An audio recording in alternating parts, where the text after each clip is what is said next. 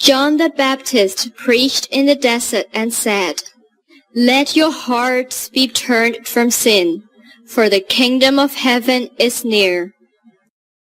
People who repented were baptized by John in Jordan River. John said, "After me will come one who is more powerful than I am. I baptize you with water, but he will baptize you with the Holy Spirit." Jesus came to Jordan River to be baptized by John, but John tried to stop him and said, "How can it be? It's me that is needed to be baptized by you."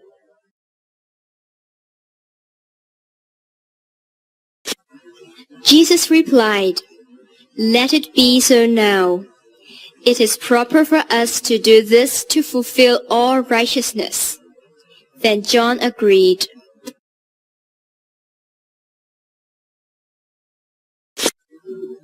As soon as Jesus was baptized, he came up from the water. At that moment, the heaven opened and the Holy Spirit came down on him as a dove.